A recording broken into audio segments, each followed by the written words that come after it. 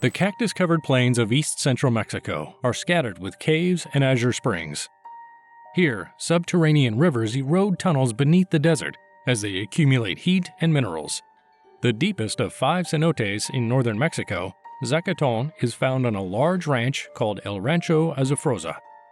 And 2 men, Jim Bowden and Shaq Exley, decided it was worth checking out. Each had a well-deserved reputation for excelling in their own field. But in this exploration, tragedy struck. So what happened on this expedition? And why did they even decide to try it the first time? Well, let's find out. American cave diver Shaq Exley began his career at the age of 16 and continued it for the remainder of his life. And for most of his career, he was the industry pioneer in mixed gas diving and cave diving. He developed most of the modern dive safety protocols. In addition to breaking several world records, he published 2 books on cave diving and served as the first chairman of the cave diving division of the American National Speleological Society. And so, one time, Jim Bowden, a friend of his, knew that the Zacaton, which was found in Tamaulipas, Mexico, was a deep, water-filled cave system. But they didn't even need to talk about it because they were already planning to explore that sinkhole as soon as possible. In Spanish, the Zacaton sinkhole is called a cenote, which is a Mayan word for a hole that leads to groundwater. The Zacaton, which has a hydrostatic pressure of 487 pounds per square inch, had never been dived into before. Professional diving gear would fall apart in this sinkhole just like a simple paper cup would, and the harm that could be done to the human body is considerably greater. Most problems might arise when someone is breathing in air or other gases under such intense pressure. However, Shaq and Jim spent a whole year organizing their dive to make it as safe as possible, given the circumstances. Being one of the deepest, the Zacaton averages over 1,000 feet, or 339 meters in depth. The depth of El Zacatone is one of the main reasons why so many experienced divers flock there. So Shaq and Jim came up with a plan where they would each rappel down into a deep cave while carrying over 200 pounds of gear and keeping an eye on a rope that was anchored at the bottom of the cave. As they went down, they expected that the gases in the breathing mixture would be quickly absorbed into the bloodstream, and that the water pressure would crush the gases, turning them into bubbles that would rise to the surface. Shaq and Jim intended to gently surface after being completely underwater for this reason. Their detailed plans included planning for the required depth and duration of decompression. Their calculations showed that the procedure would have taken 10 hours, but it was the only option to release the gases gradually. For this reason, it was critical to minimize the amount of gas taken into their circulation while descending. Their calculations showed that they needed a descent rate of 30 meters, about 100 feet per minute. And after much consideration, Shaq and Jim agreed that they would prepare and enter the Zacaton within a year. But even better, they understood that it was necessary to carefully prepare for such a perilous expedition. On April 6, Jim, Shaq, and their support crew set out towards the El Nacimiento riverbanks that led to the Zacaton. Everyone present seemed upbeat and positive, and due to the unusual nature of the dive, many spectators showed up to cheer on the divers. Mary Ellen Eckhoff, Shaq's ex-wife, Karen Hall, Jim's wife, Ann Kristovich, an accomplished diver, and Marcos Gary were there. The media was also present, with at least one television camera team participating. Ready for the greatest feat ahead of them, Shaq and Jim donned their gear, exchanged well wishes, and waddled into the sinkhole. Finally, they had to swim the length of the Nacimiento River, a Zacatone-filled spring.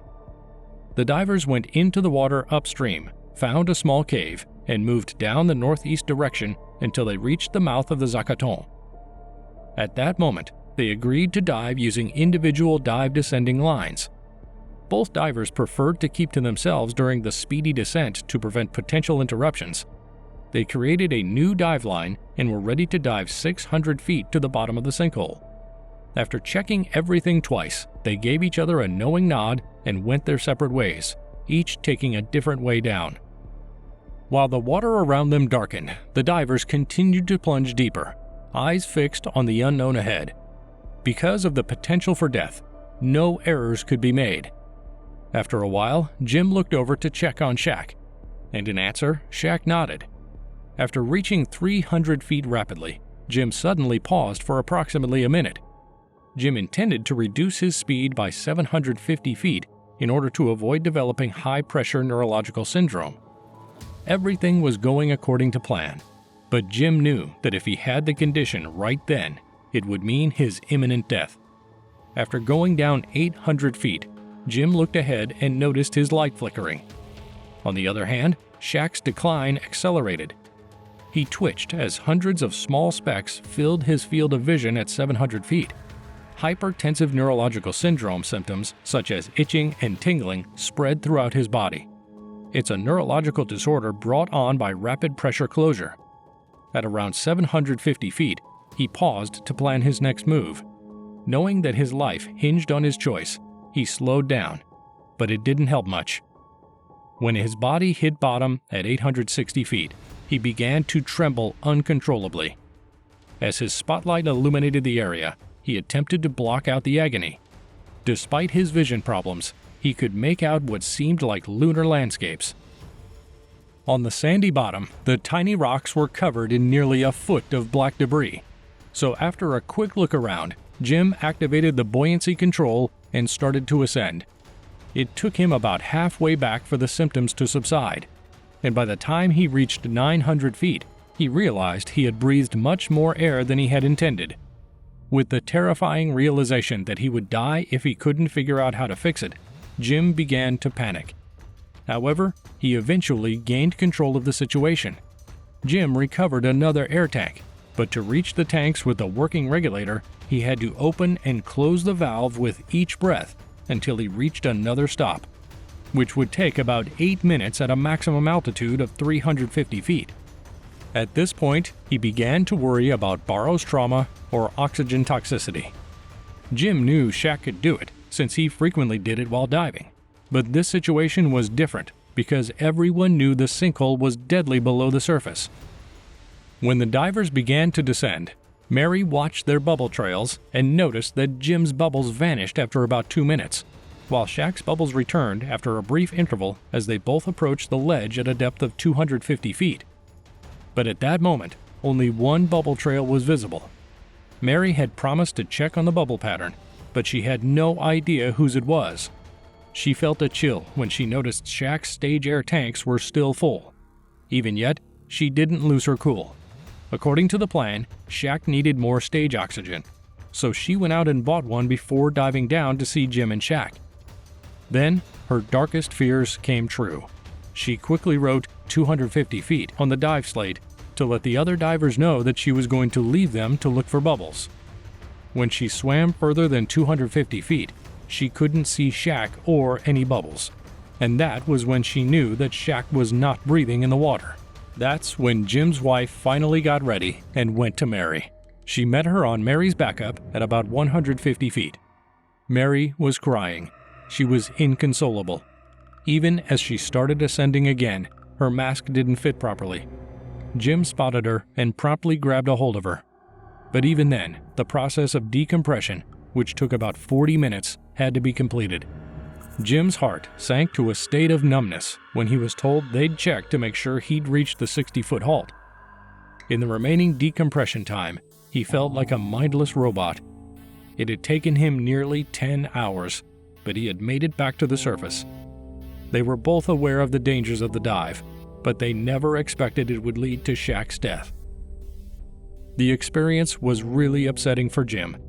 Shaq was the first person to perish at 925 feet, but the fact that he dove farther than Shaq had before with the help of his own diving oxygen supply no longer thrilled him. The only person who could have possibly recovered Shaq's body from the deep tunnel was someone who had already been there, so no one even considered checking body recovery until 3 days had passed and the rest of the equipment had been pulled up, at which point Shaq's body was discovered, most likely floating up from the deep tunnel and coiled with a line. For up to 9 minutes, he may have suffered from high-pressure neurological syndrome, a condition he had previously experienced in Africa that produced numerous visual and muscular spasms. This may have triggered oxygen convulsions, preventing him from switching gases as needed. The death of Shaq rocked the diving community to its core. People still do what he did because they think of him as the founder of cave diving and a true legend of extreme scuba diving.